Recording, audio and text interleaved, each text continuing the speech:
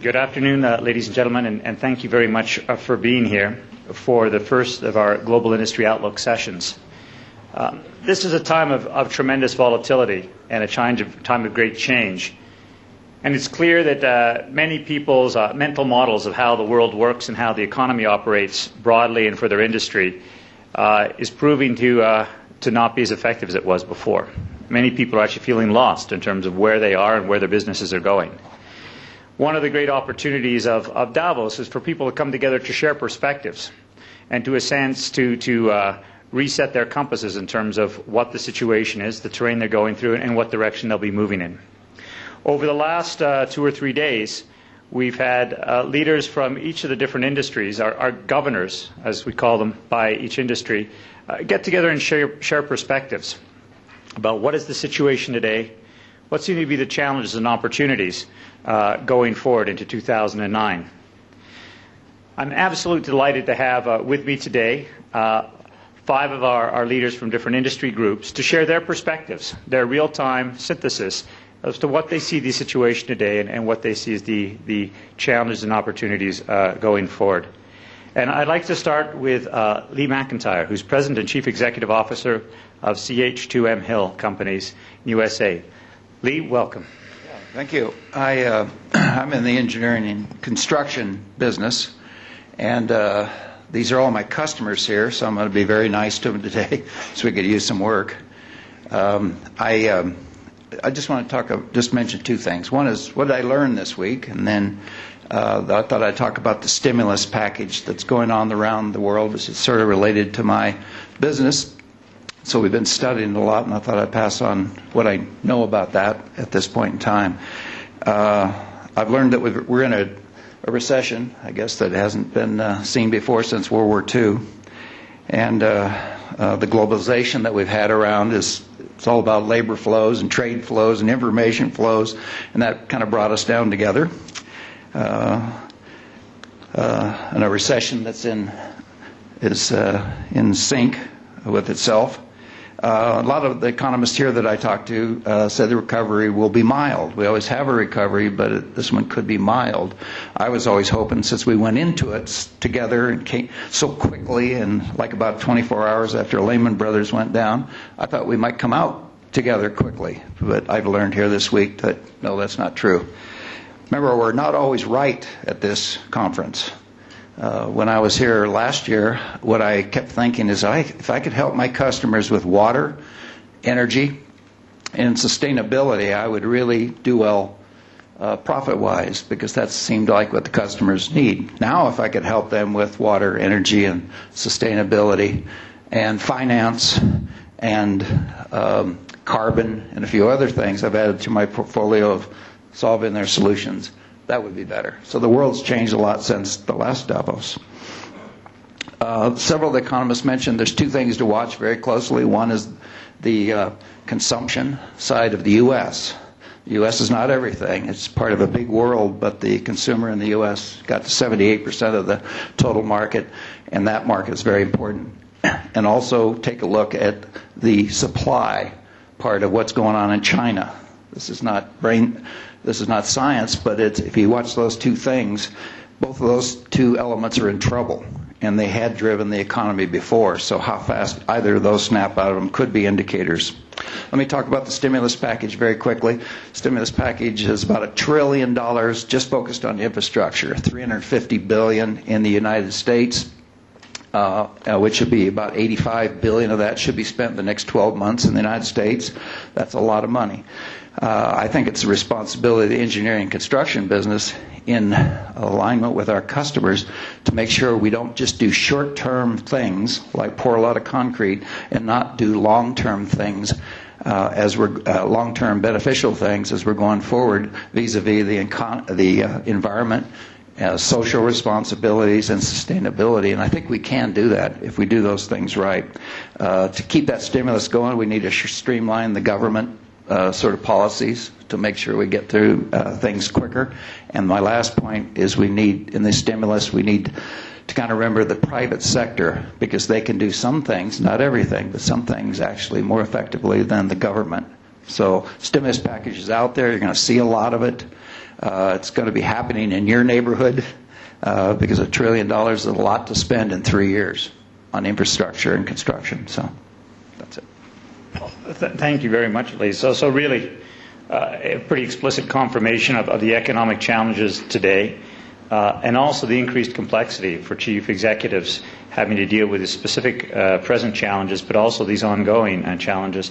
But a sense that, at least from the engineering construction point of view, that the stimulus package could have a real impact if it's actually managed and administered well with the appropriate mix of the public sector and the private sector engagement.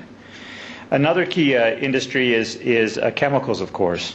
And we're very pleased to have with us Feike Sibishma, who is the Chief Executive Officer of Royal DSM from Netherlands and also Chair of the Governors Meeting for Chemicals in 2009. Welcome. Thanks.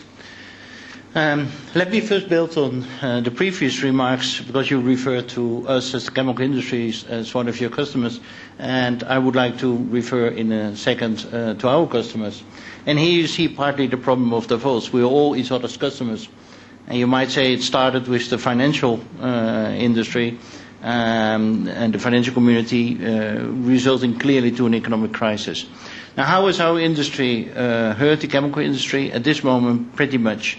We guess there are worldwide maybe 400 to 500 factories down at this very moment. That's a huge amount of factories which are not operating with big chemical companies around the world. And you can imagine how many people are employed in those kind of factories. Why is it? Because we, again, are a supplier to other industries.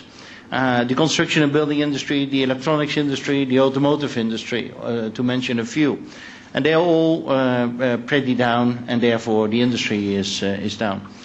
Now, what do we need to do, and what is the discussion we had in the chemical industry? At a certain moment, of course, the crisis will be over. Now, to address that in a second, the question is, if the crisis is over, whenever that is 2010 or 2011, will we come back in automotive, in electronics, and so the supply from the chemical industry at the previous consumption levels? Or do some parts of the world come to the conclusion that they have overconsumed or overspent over the years, and they come back at lesser consumption levels? And that could have an effect on the whole chain of industries. Nevertheless, we said, regarding a financial crisis or an economic crisis, let's have a look to the real issues of this world. We live at this moment with 6 billion people on this planet, and in the coming couple of decades we will increase to 9 billion people. Now, the real issues, I think, of this planet are: where do we provide our energy into the future? How do we deal with the climate? And how do we deal with our food consumption? To mention 3 major issues for this planet. And we believe that the industry which I'm representing can contribute quite a bit to decrease the impact of climate change, not only in our industry by reducing it, but also by providing new solutions regarding solar cells, regarding wind energy, regarding, for example, to make washing at lower temperatures, etc., by providing different ingredients, different components, which can further in the chain reduce the impact of climate change.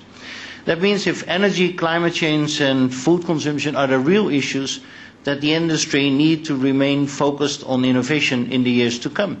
And even when governments have not enough money because their state debts go up because they have supported the bank so much, or industries need to cut R&D budgets or other budgets due to the pressure, of course, or consumers are less willing maybe to spend additional money for climate-friendly components, still then we need to continue with our R&D effort. If we do not continue with innovation and R&D in the areas I mentioned, I think we create the real problems for the world. So if you look around to the chemical companies and the governance meetings we have had this week, I feel quite a commitment in the industry to remain focused on innovation and not to touch, maybe here and there a little bit, but not to touch fundamentally the R&D budgets. And I think that that is a very important element, and that is also giving hope for the future. Of course, what is important also is that governments do their stimulations and stimulating investments, stimulating things. But I would say those kind of things that governments would stimulate, let those go together with those major problems. Stimulate not just things, but stimulate things which has to do with energy, with climate, with food, etc. Because those are the fundamental problems. And I think things like the biotechnology, which will have an increasing impact on the chemical industry, can be one of those solutions for the problems mentioned. What we said is one of the first things, if you look to governments, which need to be solved maybe, is of course the cash problem of the banks. That is another element which the industry is being confronted with. Some of our customers who still have a demand cannot even finance the operating working capital, which is reducing their need for our industries. And that is of course a big problem. The other thing is trust. And the third thing I already mentioned is push, and we said cash, trust and push will be important elements for governments to take up. I would leave it like that for the first round. Well, that's actually a pretty good summary of the challenge for 2009, cash, trust and push. And so in conclusion, thank you for being here. That's what, no. I think a couple of the key elements of the challenge today with a number of factories being closed, but I'm struck by the commitment and the sense of necessity of continuing in innovation and R&D to preparing for the future and to meet both the economic and climate change and other demands of the consumers coming out of the recession. I'm very pleased to have with us as our third speaker Tarek Sultan Alessa, who's the Chairman and Managing Director of Agility out of Kuwait and is Chair of the Governor's Meeting for Logistics and Transport for 2009. Tarek, welcome. And what do you see from your governor's perspectives as the key challenges and opportunities for 2009? Well, our industry has historically been an industry that's quite a defensive one, and unfortunately there's no silver lining there. I think when you have indices down 50%, this is going to be a difficult 2009 for sure.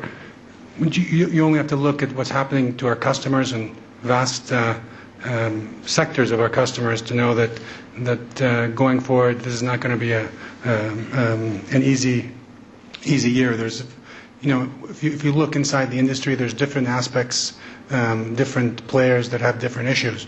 In the logistics and transportation industry, I think on the logistics side, at least, there may be a little bit more resiliency than in other segments. But if you look at areas like shipping and what have you, there's going to be some serious issues going forward this year with the drop in capacity utilization and the financial leverage that these players have. There's definitely going to be a shakeout in the industry. So I think going forward, the main message is, as an industry, it's very difficult for us to have any clear idea as to where things are going this year. I mean, we can't just look at our data and come up with a real clear idea that we're going to be up 10% or down 20%. We really don't know at this stage. So I think that's the fairest way of assessing how things are going to work out and look towards this year. Great, thank you. So in terms of the outlook, and essentially kind of drop, leverage equals shakeout, and we know that there will be real challenges in the industry that way, but at this point tremendous uncertainty, because in a sense you will be a reflection of the changes in the global economy and particularly the international trade. Let me move to another industry that is truly global in its implications in terms of metals and mining, and let me welcome Patrice Motsepe here, who is the Executive Chairman of African Rainbow Minerals, to provide from South Africa, to provide perspective from the minings and metals in terms of what you see as the challenges and the opportunities for 2009. Thank you very much. We had a very interesting day yesterday, and the mining industry is going through very challenging times. There was a clear recognition that the focus in the short term has to be on cutbacks, reducing costs, postponing or even delaying some of the new projects. But what we found particularly interesting is we had two very eminent economists, Ricardo Hausmann from Harvard and a very top economist from China, to give the mining industry their perspective of how the current situation, but also what the future looks like in terms of the financial global crisis and its impact on the future of the mining industry. Now, what is even more interesting is that this very senior Chinese person used to be a student of Ricardo, and he's now one of the top advisors in China. So he's arguing, whereas Ricardo Hausmann's view was that China is going to go through a period where it will buy less of our minerals, and that will have a significant impact on the future of the industry. The view from this very senior Chinese planning expert was quite the contrary.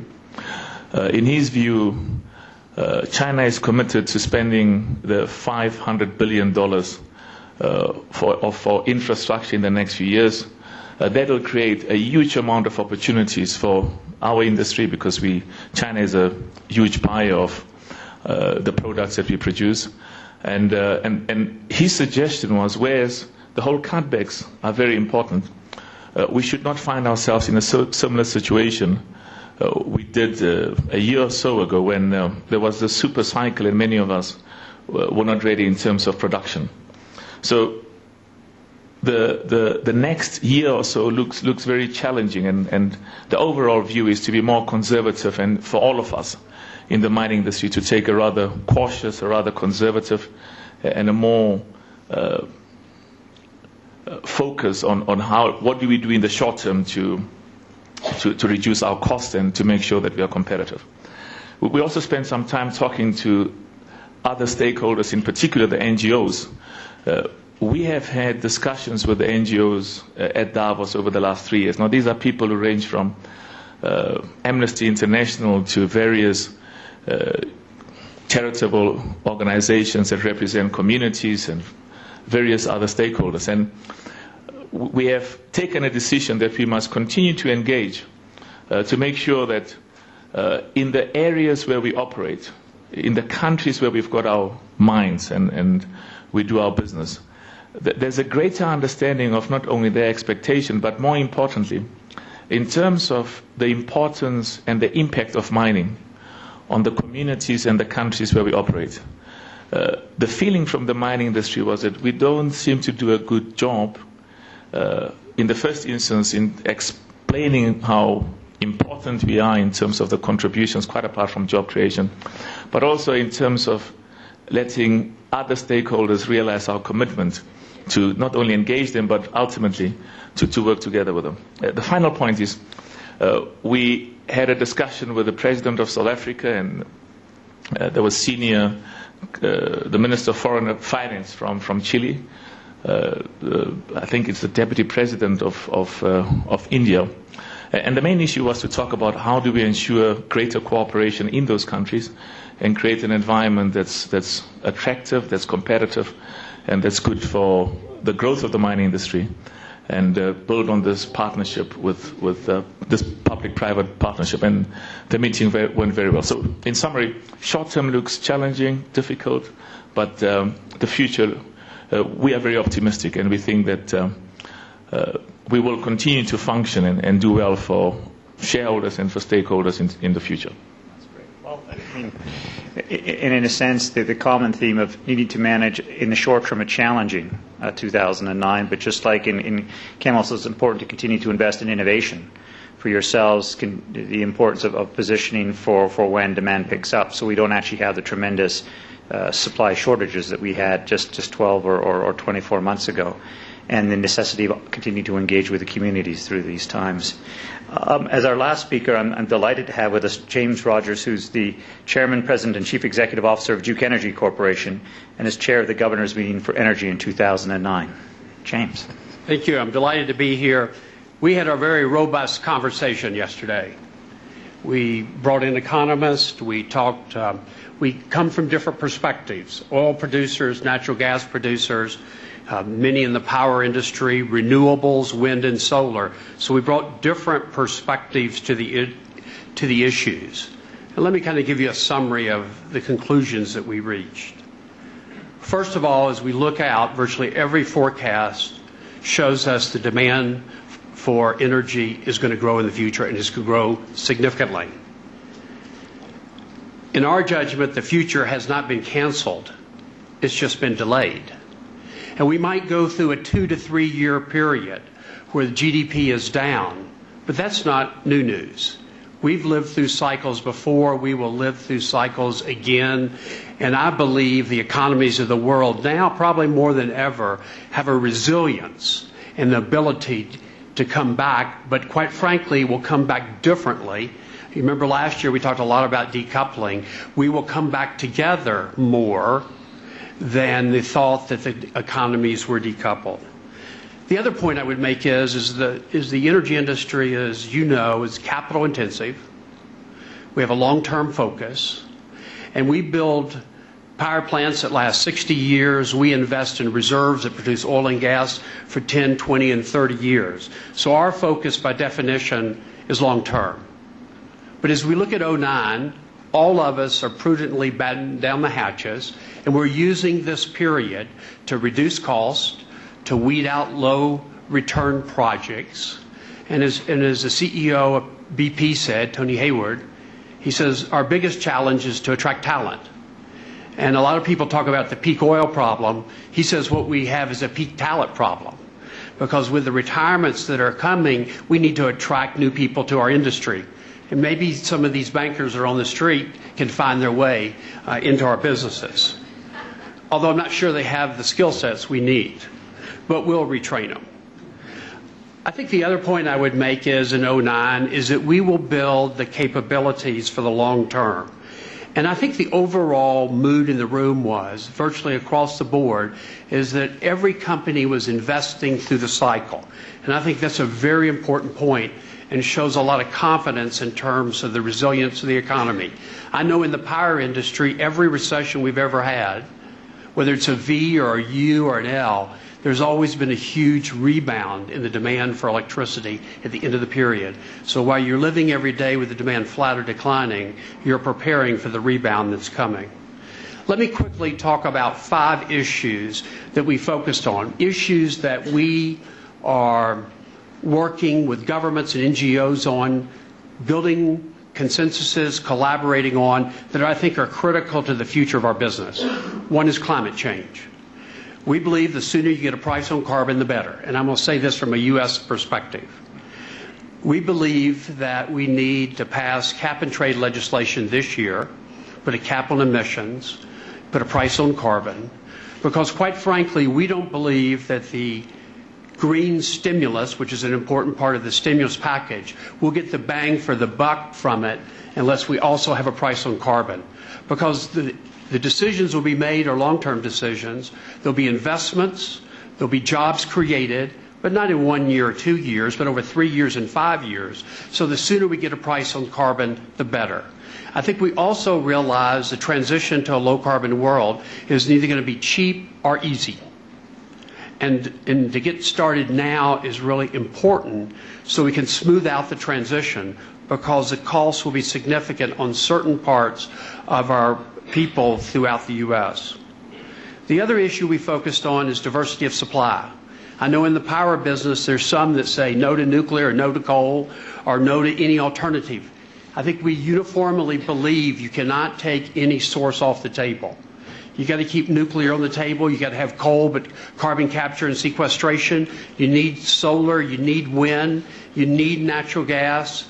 And at the end of the day, each of them, to be an equal contributor in a low-carbon world, need technological advances. So we believe as a group that more investment in technology by government is critical. We're making investments in technology. We don't see a slowdown in our investments with respect to developing new technologies going forward. The other thing I would note is that energy efficiency, we believe, as we look at crossing the bridge to a low-carbon world, has got to be the first source. It has got to be the first thing investments are made in. It is critical. That is the lowest cost approach as we develop technologies, as we make these investments going forward.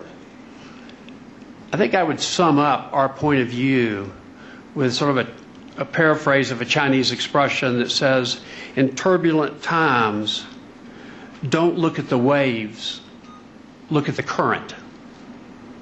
And when we look at the current, we're optimistic, we're confident, And we believe that we'll be able to supply the energy that's needed when economies around the world bounce back, when the capital markets become functional again. We will be there because we're making the investments during this downturn so that we will be. Thank you. James, thank you very much. So, clear perspectives across the different industries. At 2009, there's going to be the challenge of cash. There's going to be the challenge of a push for the economy. There's going to be a challenge of trust. But across the different industries, a sense that there is, in the medium term, some significant opportunities, but actions that need to be taken in 2009 to position for that, whether it's continuing to make key investments in certain energy projects, whether it's continuing to maintain core R&D to prepare the next set of innovations, whether it's actually investing in policy changes and pricing mechanisms to provide more certainty around climate change and carbon pricing in the future. The fourth element, in terms of actually investing in or acquiring the great human resources that have actually been freed up from other sectors. And fifth, continue to invest in engagement with societies, communities, and governments. And in a sense, I guess, if we see this as a financial tsunami that's hit the real economy, just as the Bill Clinton, a speaker last night, was saying after the tsunami that hit Indonesia, the challenge is to build back better. And in a sense, what I'm hearing from all of you is there's a necessity and an opportunity to build back better as we come out of this situation. We have about half an hour, so let me invite the audience to engage in this conversation. I'd ask you to identify yourself and provide either a comment or a question of please 30 seconds or no more than a minute, because what I'd like to do is get a couple or three of them and then actually get the reaction from our group. Please, the gentleman here.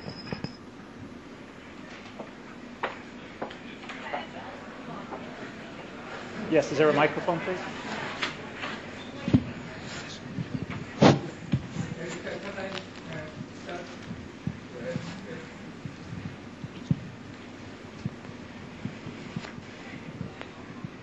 Thank you. My name is Masaki Omura. I come from Japan Bank for International Cooperation. My question is an employment issue, particularly in industrial nation. I share relative optimism about medium-term issue, and I agree with you.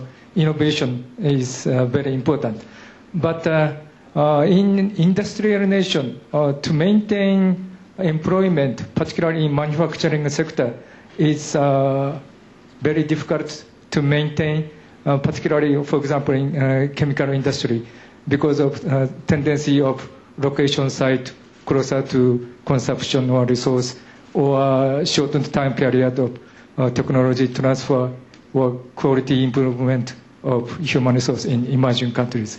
So given those circumstances, it's very difficult to maintain employment in manufacturing sector. This is my question. Yeah, very good. Should we take a couple of questions and comments that I'm going to ask to the panel to respond? Would you like to respond to that? Yeah. I was not saying that it's easy, so I fully agree with you. I mean, I already said there are 400 to 500 factories in the chemical industry down. So is it easy to keep up your innovation budgets and your R&D budgets? No, it is not easy.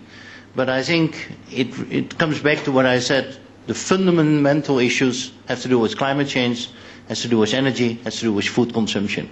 And this world will turn against us at the end of the day if we do not invest in those basic problems. And I think the industry sees that we need to remain committed to that. It is its obligation for the industry to do that. But it sees also the opportunities, because our industry, the chemical industry, is emitting carbon dioxide, right? But it is interesting, and in the coming period, several reports will come out that we have saved, whilst growing even worldwide due to the growth in India and China, with the carbon dioxide emission.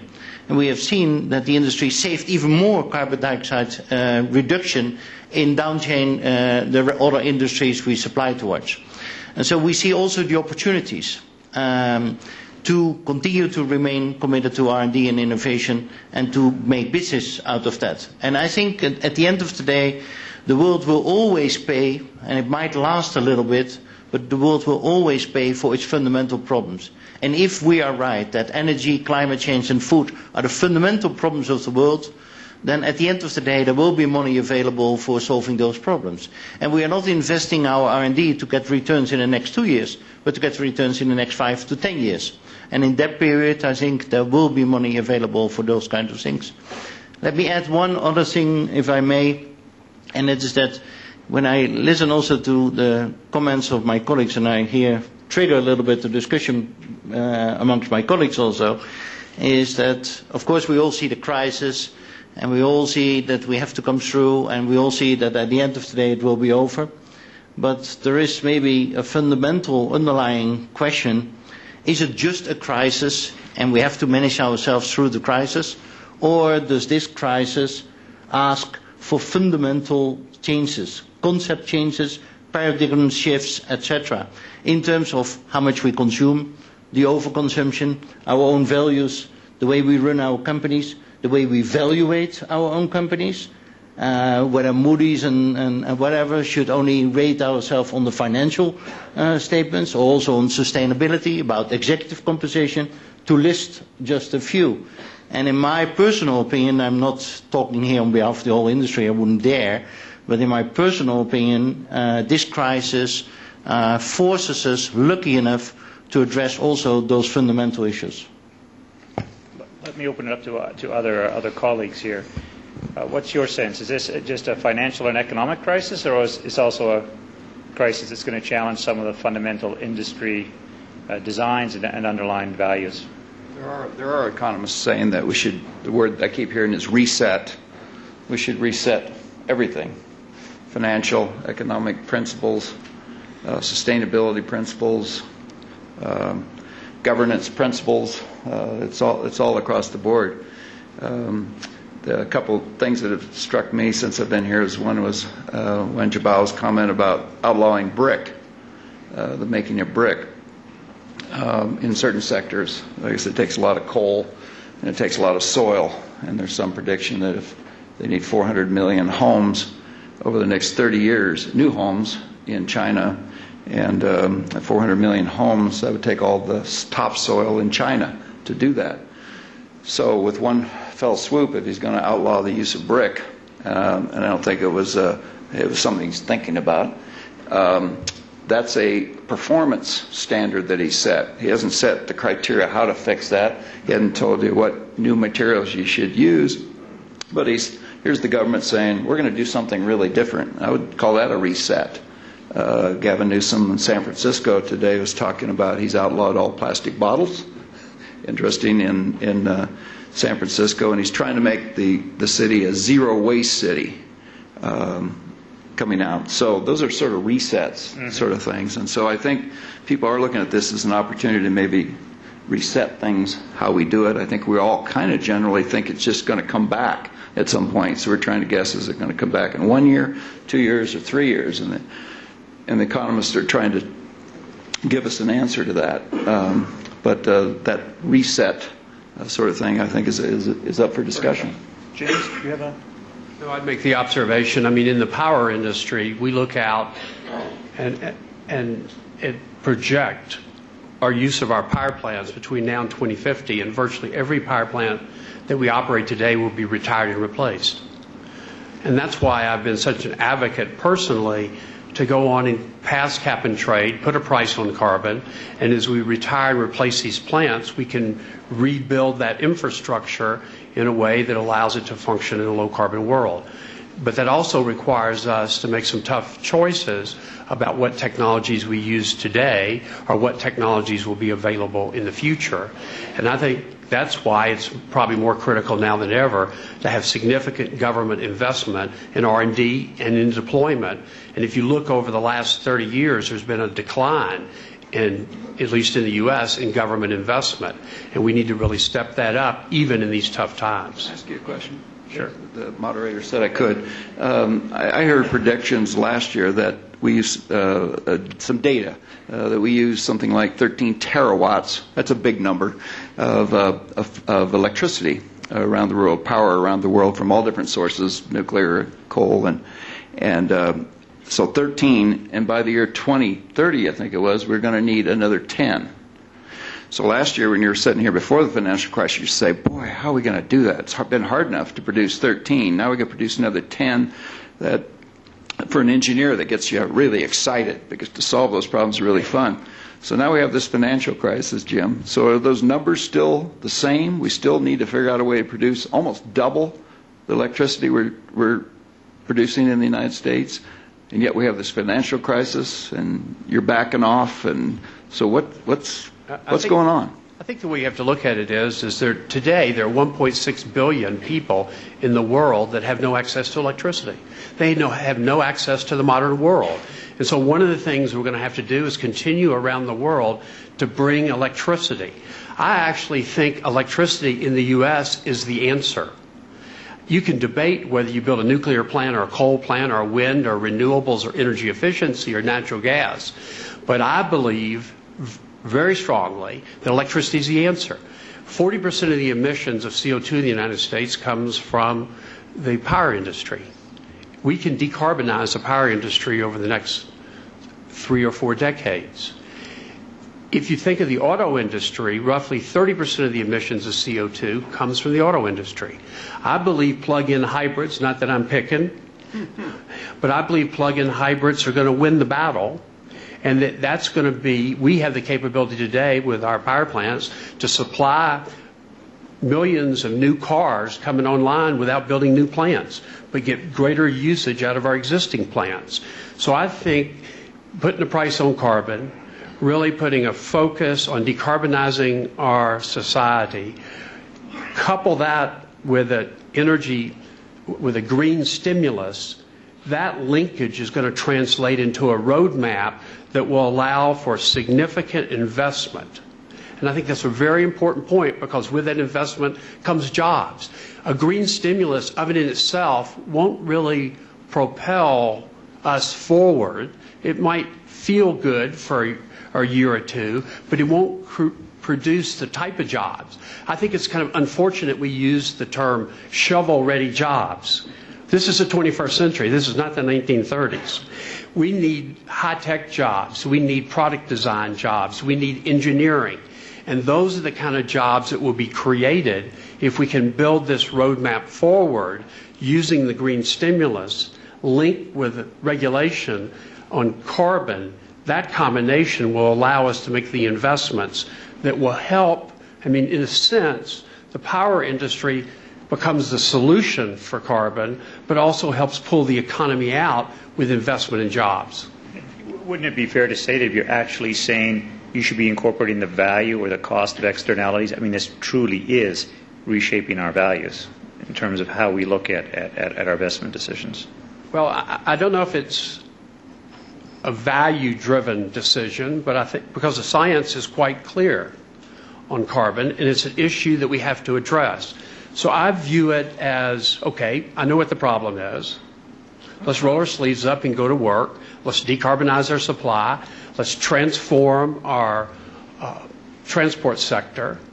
And that process will allow us, that hope will allow us to put in place strategies and investments that will really translate into jobs and a much stronger economy.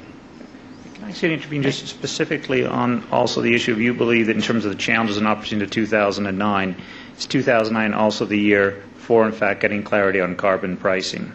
And then I'm going to, after your intervention, open it back up to the audience for their perspectives and questions about the challenges and opportunities of 2009. Maybe if I make 3 short remarks on carbon, because it cannot be, I cannot even let the opportunity go to make 3 remarks on carbon. One is, if we want to reduce the carbon dioxide emission, it will not only by being more efficient or by reducing, but it will also be by shifting completely models, way we operate things, etc. And that means, and it's very difficult, there will be winners and losers. And there will be some people or some companies or some parts of the industry which will become obsolete because we don't need it anymore because there are new solutions. That's one. And it will not be easy. The second one on carbon dioxide is that it looks like that Europe is running up front of the rest of the world. And the price of carbon dioxide might be earlier, much more clear in Europe than in the rest of the world. And I don't see it easily and short time happening in the United States or China or other countries. And for reasons whether I did agree or disagree, I at least understand it. But what we need to be careful is if we price carbon dioxide in Europe, then we are going to export our problems and pollutions to other parts of the world. Mother Planet is not helped by that development at all, and there is at this moment a risk. The third element I would say on carbon dioxide, that I'm astonished, amazed and surprised and a little bit irritated, more words I cannot imagine, about the fact that we let it go, the carbon dioxide trading. Already at this moment you have certain forced decrees of derivatives of carbon dioxide prices. And we learned something in the financial crisis, that derivatives of the 5th and the 6th degrees at least cannot be understood anymore by CEOs of companies. And it amazes me that we let it go, and that politicians let it go, that the whole carbon trading is out of strict regulations. And I would immediately call for regulating that much more. There are companies in the UK, I don't want to say anything negative about British financial institutions, but there are companies which were not existing 5 or 10 years ago and were worse just before the crisis, $1 billion due to smart trading in carbon dioxide. Now, I give them all the fun they want to have, but I ask ourselves, is this what we need in this planet? Do you want to make a quick comment? Oh, good. My name is Bert Heemskerk. I'm chairman of Rabobank, a Dutch bank. I fully agreed with the panel, and particularly with Mr. Sijbesma, that we have to make a reset. A reset not only in the area of sustainable energy production, but also a reset in the development of housing prices, and not only in the US, but also in Spain, in Ireland, in the UK, and possibly as well in the Netherlands.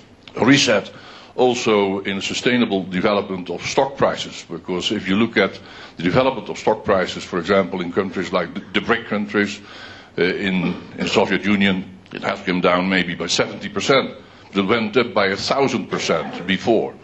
So all these developments were not sustainable. And how could these non-sustainable developments occur? The bankers, I've stated that again and again and again, are not the causes. They did not cause these rises of prices and this overconsumption. But they made it possible, indeed. They made it possible. And they could only make it possible to draw in another set of investors, to have insurance funds, hedge funds, money market funds, also to become part of the party, and have them co-finance together with the banking industry these prices, which went up and up and up again. I myself, Rabobank, we finance a lot of commodities. And to give an example, by mid last year, the financing of one tanker of oil did cost $150 million of finance. So we needed savings and deposits of $150 million. Now prices have come down, and we only need $40 million. And the truth is that these third parties who were enabling us all to finance the party, they have gone. They will not buy any more from the banking industry, our securitized business, our collateralized loan and so on. So now, and that's my basic question to the panel, if you all go for a more sustainable business, do you accept then the credit crunch? Because after all, the credit crunch is for the industry, the banking industry, to go back to sustainable banking again. Because we did, for a moment, for 10 years, we did rely on other parties to finance increased prices. That won't come back. That means that the credit crunch is going back to a new equilibrium, and that means that we never ever, as a sound banking industry, can finance crazy developments anymore. Whether it is in housing, whether it is in energy, or whether it is in stocks. Do we accept it? Excellent. Let me just see if there's any other questions or comments that people want to make at this time. I'm going to take the woman here, please, and then I'm going to ask for people to comment on this issue.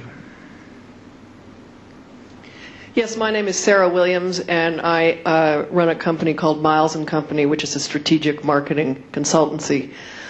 I used to work in industry, and I remember in the good old days that it was very, very difficult to put forward very many plans that had any sort of results that would arrive 5 years or more later. Almost impossible, because management was focused on the quarter. And my question to the panel is, in terms of the reset, what does the group of industries, what have you got to say to ultimately to come up with a new system other than quarters for driving investment? Because the system now seems to be quite broken. So let me put those two questions together, which is, how do you actually, when you're trying to make these key medium-term investments, deal with the challenge of the short term, even more the case now when the cheap capital that was available 2, 3, 4 years ago, even a year ago, isn't here now, we know, but may not be coming back with the same liquidity that was in the past. How do you deal with that connected challenge? I'd start by making this observation. Let's not forget, starting in early 1980, with the globalization of financial markets, it has been a huge benefit to people all over the world. Developed country, developing countries. The innovation and the things that have happened have been terrific. We've had some hiccups along the way, and this might be the biggest one. And this might transform fundamentally how the capital formation process works. As one company, I'm not sure that we have the capability to access capital in the same way we did in the past. And I'm not betting after this crisis we go back to business as usual, where we pick the phone up and call our bankers and syndicate a deal. So our approach to capital formation may fundamentally have to change. And that's an innovation that really comes from this crisis. Because I think banks are going to be on the sidelines, they're going to be conservative, they're going to be holding back, and for huge consumers of capital, which we are in the power industry and the energy industry broadly, we will find other ways. Exxon today, BP, they go directly to sources of capital. They don't really use any intermediation. I think that will happen more and more for large capital consumers. The last point is that yes, there is a huge tension in terms of hitting the numbers every quarter and hitting the numbers every year. But our company, there's always a balance. And quite frankly, there is a discipline from quarterly and annual demands. And I think the tough challenge is really to have the credibility with the investment community that they understand that you're investing for the long term. And in our specific industry, it's really our dividend that matters and our ability to support and grow the dividend. So it's not so much earnings quarter to quarter, except a growth in earnings that allow a growth in dividends.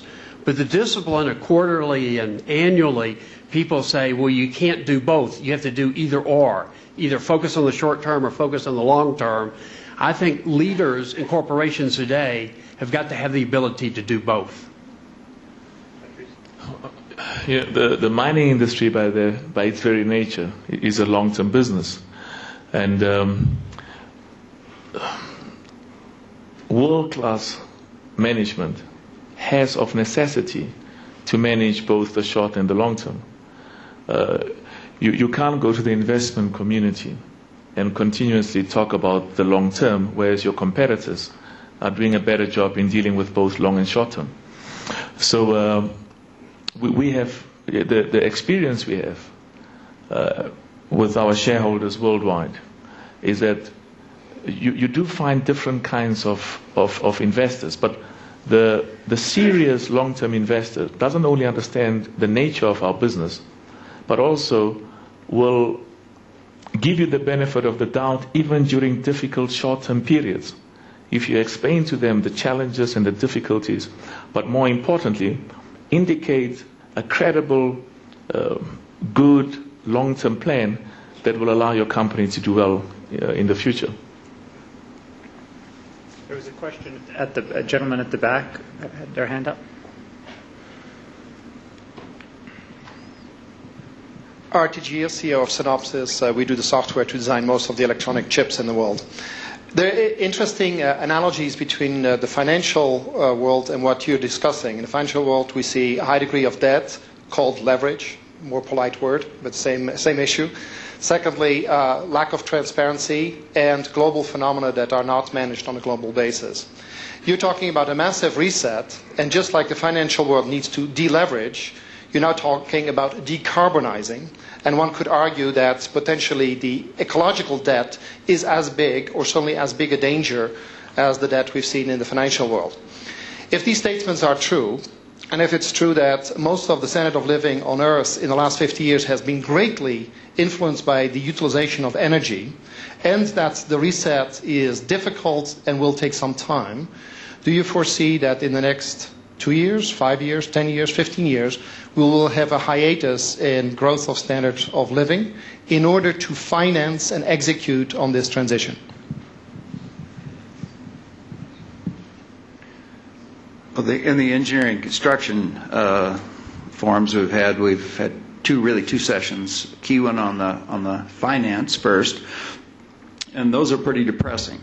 It looks like a really hard time for the construction industry and engineering industry going forward. Though there's 500,000 construction companies in the U.S., and I think we're going to lose a lot of them. We have the stimulus package that may help. We shall see. So we can't decide if we're in the worst industry in the world or the best, but we're in it. But as far as standard of living, I think that's what we've also decided on the environmental side of the forums, is that it's kind of part of our responsibility to figure out better ways to help with standard of living. One of the biggest ways we can save the environment, help with the environment and carbon, is just efficiency. It's just efficiency in materials, more efficient hotels, the way we do things. So there's conservation, which is using less, there's efficiency, using it better, and then there's new technological innovations that we've talked about up here. So we don't feel like giving up on the standard of living going forward. We think it can be better. Will it be the same with kind of wild consumerism and using credit cards and zero savings rates in the U.S.? Gosh, I hope not. I hope we reset that. That was a pretty silly time. And speaking of silly, what I really like about Davos is you can wear shoes like this and people still listen to you. You know, look at this. It's just great. So as far as standard of living, we don't want to give up on it. We don't want to just keep doing it the same way. We think we can make a better life out of it. But next couple of years is going to be a little rough on our industry. Yeah, I have to say I very much appreciate your question, because I think the question you ask is one of the fundamental questions. Will we continue to consume at the same level as we did before, if we realize that at the same moment we have to do some investments and maybe some savings to save the environment for next generations? Two things. I just came out of a session where I was panelist just before this one, which has only windows. So it was bright sunlight is out there, and it was bright sunlight inside. And the session was called, "Will the environment lose out from the economy?" And all lights were on in that room. It was absolutely unnecessary, but they were all on. And that was, for me, quite showing the problem. Apparently, we still live in a certain way that we can leave all the lights on in a building which does not need it at all, even when we are discussing this crisis. So I think we come then to the point, do we care about next generations? In my life, I've never met anybody, and I hope not to meet those people either, who say, I don't mind about the next generation, and I don't mind about my children, and I don't mind about the planet. I never met those people, fortunately. But there is a difference between individual morals and individual values and the way we organize collectively our values and collectively our morals. And I think then you come fundamentally to your point, because individually to live completely different than all your neighbors and all your environment, that is not easy. And you come to, what are we going to do collectively? And in my opinion, we have to change in order to finance also the future. That does not mean that we all have to go back and drive only and stop driving cars and ride on horses, etc. We can of course also improve. Technology is helpful, etc. But we have also to address the question you correctly, in my opinion, stated. You know, I would address that in a different way as a power supplier. In the 20th century, in the U.S., it was our mission to provide universal access to electricity, and we did it. And we did it at low prices compared to the rest of the world. I believe the mission for the power industry in the 21st century in the U.S.